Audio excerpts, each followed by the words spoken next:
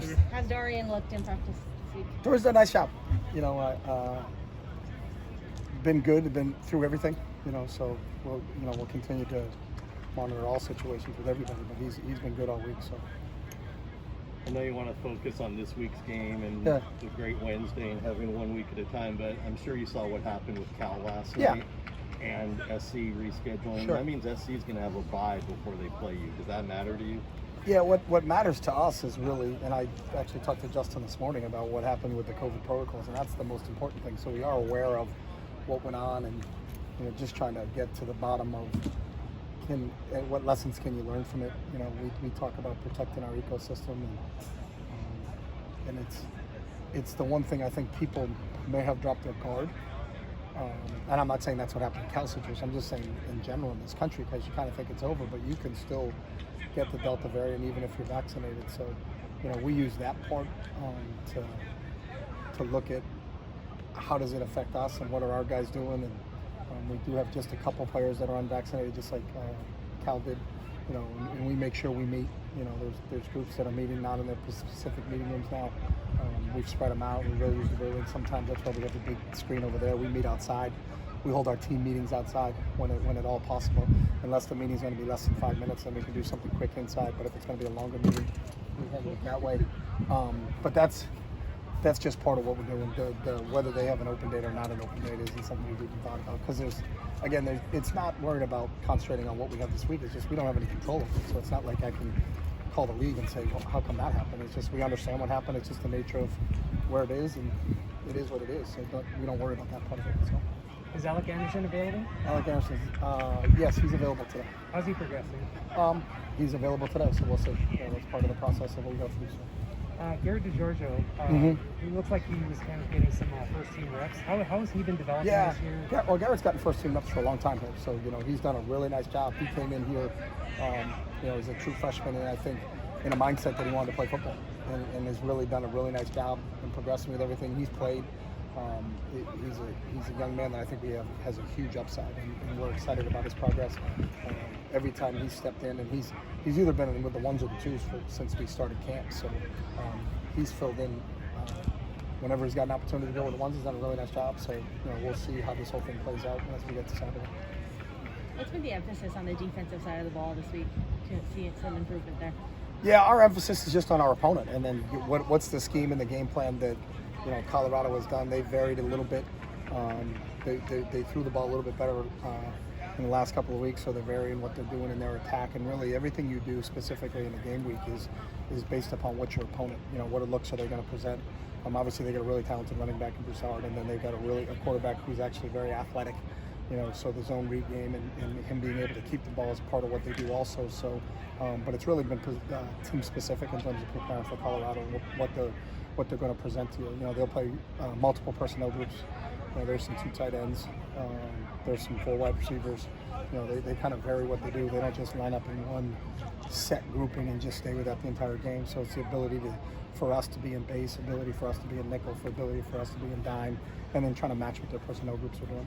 You mentioned the coaching staff there was kind of like a need to be better, teach better a little bit on defense for the players to see some improvement last week.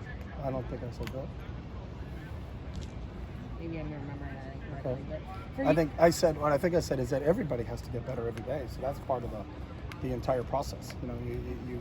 We all want to be better than we were the day before, whether it's teaching, coaching, administrating, playing, learning, all those other things. That's what our goal is that you've never arrived in anything you do. So it's about constant, steady improvement, and that's what we'll continue to do on everything we do. That's always been kind of our mindset and our mantra. There's not a time where you said, hey, we got this. I think the day you say you got this is you're probably going to get passed on by something. So, you're always trying to strive to do things better than you've done before, and that's what I mean by that process. So. For the coaching staff specifically, what do you guys want to do better for this week? We want to beat Colorado, so it's implementing the game plan that we have to do to give our players the opportunity. That's our job as a coaching staff, create an opportunity where our players have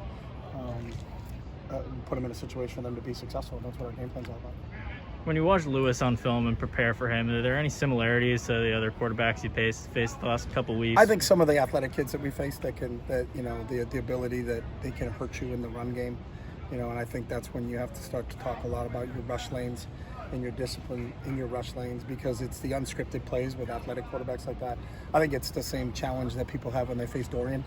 A lot of some of the things that Dorian does that really hurts defenses is that, they've done a great job in coverage, and all of a sudden Dorian then takes off and runs. But if you're playing some man coverages and you're running with your receiver and your back is to the quarterback, so to speak, makes it very difficult. So then, are you implementing a defense that has a spy that's just responsible for the quarterback? If you are, you've got one less guy in coverage. But when you're playing athletic quarterback, sometimes those are things you have to do. So, but you can't play one defense the entire game. You have to vary what you do in terms of how to do that. But I think whenever you face that athletic quarterback, I think the ability for that guy to extend plays and scramble and throw the ball on unscripted plays, or to just tuck it and run, are things that you got to prepare for and try to simulate in the practice situation. So.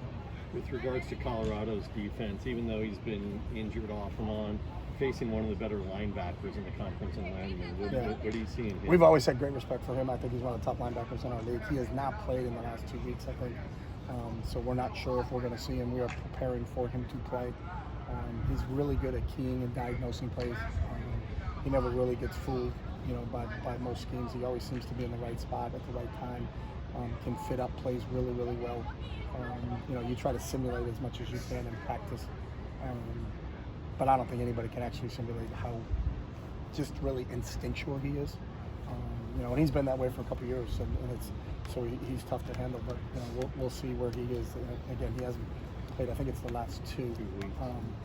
But we'll prepare like he's going to play, just like anybody else. I think it would be shame on you to say, well, we're just going to prepare like he's not going to play, and then all of a sudden he plays like, oh, we weren't ready for this. But it's really dealing with an instinctual linebacker that understands and knows where you think there are. Sometimes, and we've done this before, is you actually tell the linebackers on the scout squad what play is going to be run, so they don't have to key and diagnose it. They know that, here comes a pass.